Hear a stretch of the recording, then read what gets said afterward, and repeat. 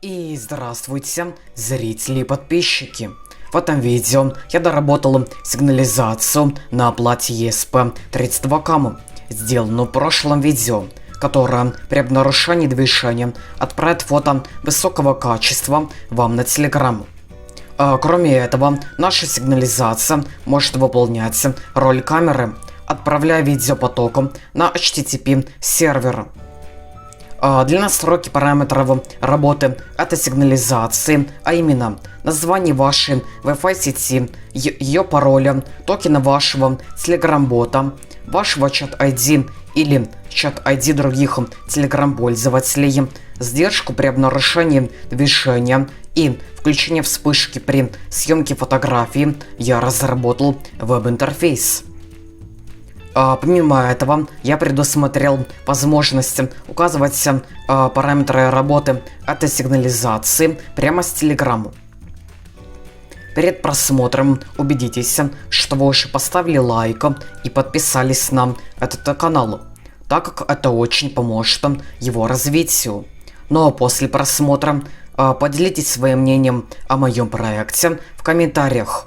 Или же просто распространите это видео в ваших социальных сетях. Хотел бы сказать спасибо за то количество лайков, которые вы поставили под прошлым видео. Для моего канала это абсолютный рекорд и новый скачок в развитии. Не буду тянуть время и приятного просмотра.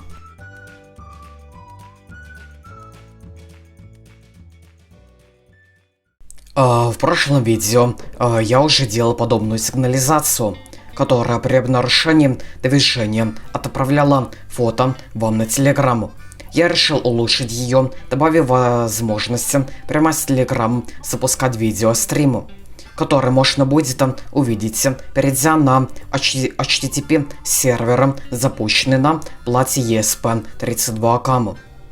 Также я предусмотрел защиту от сторонних пользователей, которая определяет, что именно вы отправили сообщение Telegram-боту, сравнивая чат-ID пользователя, от которого получено сообщение, с чат-ID, которое вы указали на веб-странице для настройки параметров работы.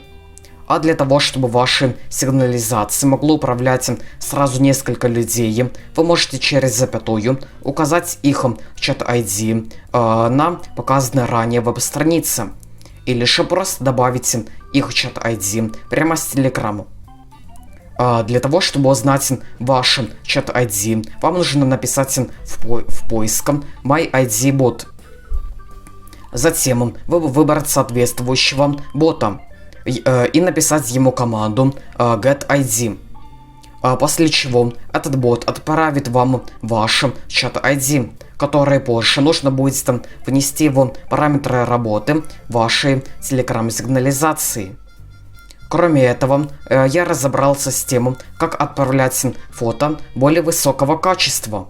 Вообще, это нужно было предусмотреть сразу, так как в любом коде для отправки фото плата ESP32CAM на Telegram это уже и так есть, но я додумался до этого только сейчас. Помимо вышеперечисленных функций, я доработал веб-интерфейс, добавив защиту от дурака, которая включает в себя обязательное заполнение полей, минимальную длину некоторых из них и вводы только цифр в поле для сдержки при нарушении движения. Также после заполнения всех полей, обновив страницу, вы поймете, удалось ли записать ваши параметры работы в постоянную память платы ESP32CAM. Если бы точнее, то в SPI FFS память, про которую мы поговорим чуть позже.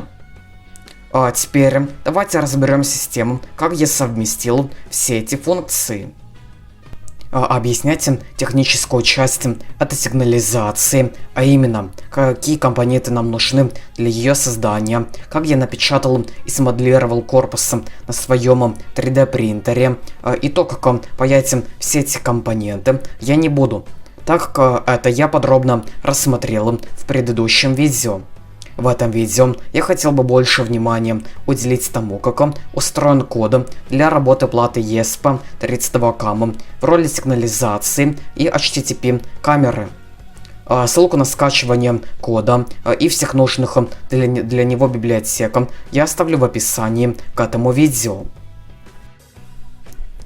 Перед тем, как перейти к рассмотрению кода, вам нужно создать Telegram-бота. Для этого нужно написать в поиск botfather.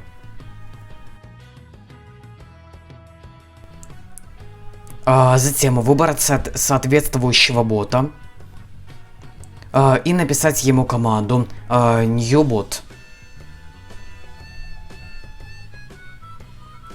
После чего написать имя вашего будущего бота.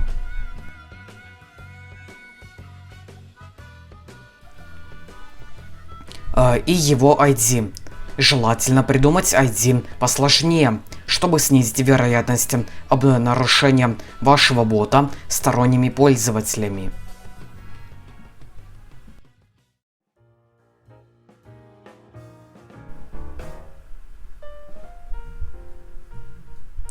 Следом botfather отправит вам токены только что созданного бота, который нужно будет указать в параметрах работы вашей сигнализации.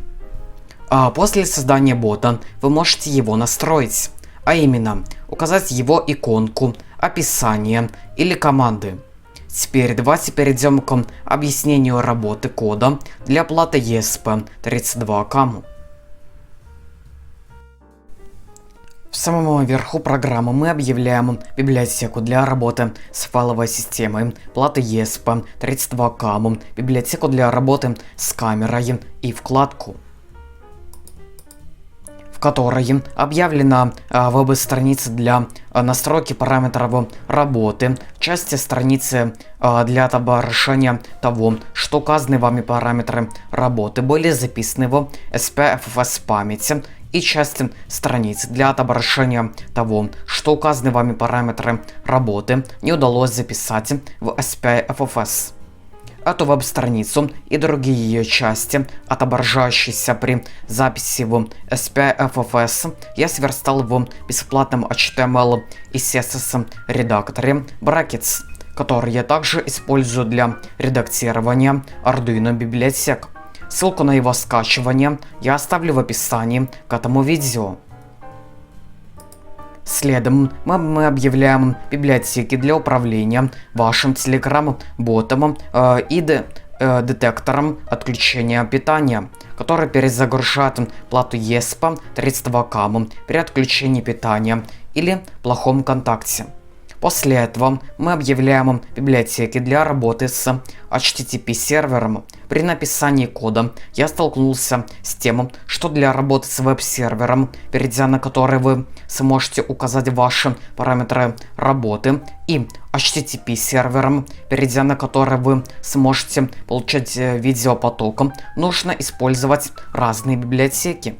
Проблема заключалась в том, что некоторые методы из библиотеки ESP HTTP сервера пересекались с методами из библиотеки веб-сервера, из-за чего возникала ошибка компиляции. Проблему удалось решить достаточно просто. Нужно переобъявить некоторые методы для библиотеки ESP HTTP сервера, что я сделал ниже.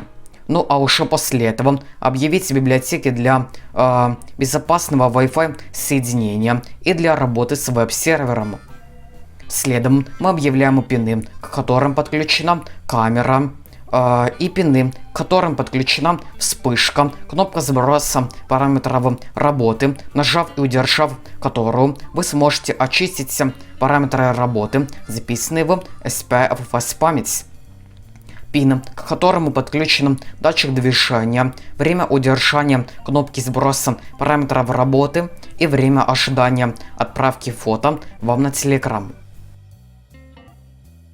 В функции Stop Camera мы настраиваем камеру. Максимальное разрешение, которое я смог отправить на Telegram, это SVGA.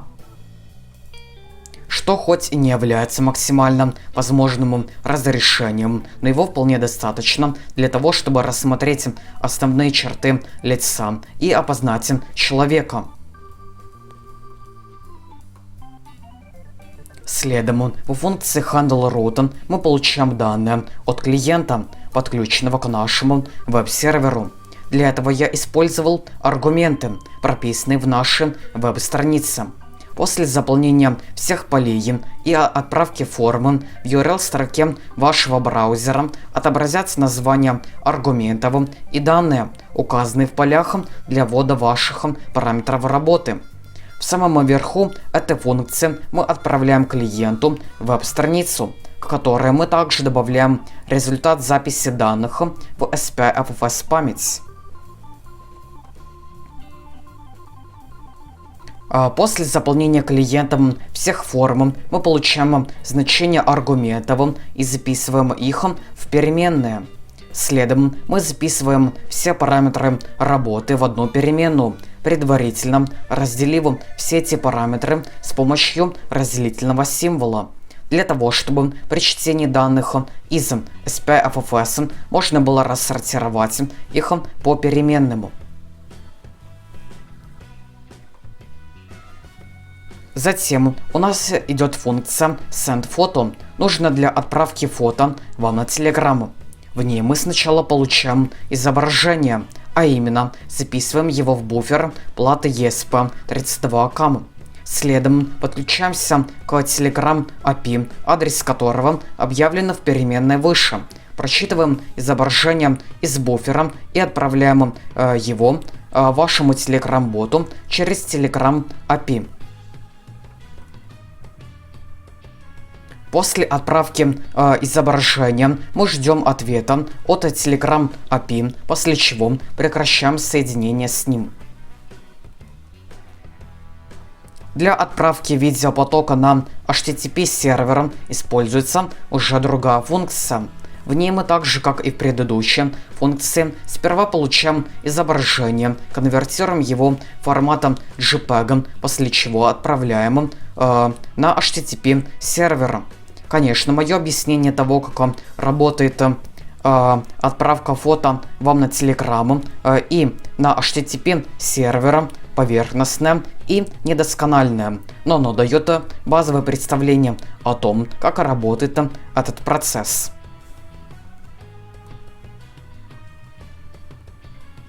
Объявленная ниже функция нужна для проверки того, является ли получено от Telegram-бота сообщение числом.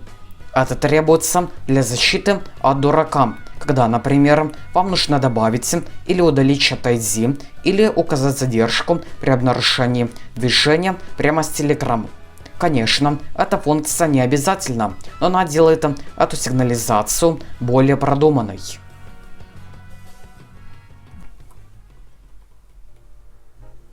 Теперь давайте рассмотрим цикл ввода Step. В нем мы настраиваем работу указанных выше пинов, настраиваем работу камеры, подключаем SPFFS памяти, после чего прочитываем данные, хранящиеся в ней. Как я говорил ранее, при записи ваших параметров работы в SPFFS мы разделяем их с помощью разделительных символов.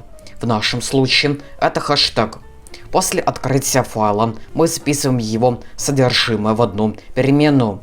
Затем записываем индекс каждого разделительного символа, после чего с помощью метода substring мы выделяем каждый параметр работы и записываем его в отдельную переменную.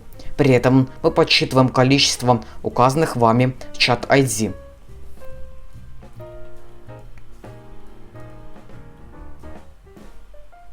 После чтения и сортировки ваших параметров работы мы переходим в void loop. В нем мы подключаемся к Wi-Fi сети, после чего переходим к управлению вашим Telegram ботом. При получении нового сообщения мы проверяем чат ID пользователя, который нам его написал. Если оно совпадает с одним из указанных вами чат ID, то мы отвечаем на него, иначе мы его игнорируем. Чтобы детальнее разобраться с тем, как работает управление этой сигнализацией через Telegram, я написал к этой части кода достаточно много комментариев. Теперь давайте опустимся немного ниже. Здесь мы проверяем, сколько времени включена вспышка. Если вспышка включена больше 1 минуты, то вам на Telegram приходит предупреждение. Это сделано для того, чтобы предотвратить перегрев платы ESP32CAM, так как вспышка относительно много потребляет. Следом мы проверяем, если вызов отправите фото вам на Telegram. Проще говоря, если получена команда Take Photo, то мы отправляем фотографию. Затем, если получен вызов запустить видеопоток на HTTP сервер, который выполняется при получении Telegram команды Search Stream, то мы сперва записываем функцию для отправки видеопотока и HTTP методом, с помощью которого эта функция работает. А при получении команды Substream мы останавливаем HTTP сервера. После этого у нас идет условие. Если отправка фото при обнаружении движения включена, датчик обнаружил движение и задержка при обнаружении движения уже исчерпалась, то мы записываем вызов отправить фото вам на Telegram, который выполняется выше. Ко всему этому коду я написал достаточно много комментариев и подсказок. Если вы чего-то не поняли, то смело задавайте мне вопрос в комментариях. Буду рад вам помочь или что-то объяснить. Как я говорил ранее, для хранения ваших параметров работы я использовал файловую систему SPI-FFS. В ней можно хранить какие-либо файлы, например, небольшие изображения, веб-страницы на HTML и CSS или текстовые файлы. О том, как загружать в нее файлы прямо с компьютера и использовать в этом проекте, я рассказал в предыдущем видео. Теперь давайте загрузим этот скетч и посмотрим, что же у нас будет. После загрузки скетча с паки компонентов и закрепления их внутри корпуса у нас уже будет полноценная Telegram сигнализация и HTTP камера, которой можно будет управлять и настраивать прямо с Telegram. После настройки параметров работы этой сигнализации на веб-странице вам нужно отправить команду start вашему Telegram-боту. Следом вам придет список команд, с помощью которых вы можете отправлять фотографии,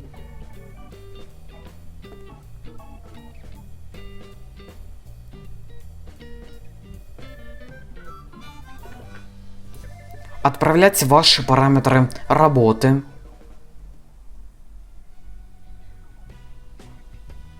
включать или выключать отправку фото при обнаружении движения, запускать или останавливать HTTP сервер или включать и выключать вспышку на плате ESP32CAM.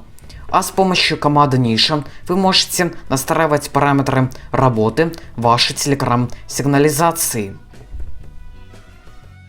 А на этом мое видео о Telegram сигнализации и HTTP камеры подошло к концу. Ставьте свои лайки, подписывайтесь на канал. Всем удачи, всем пока.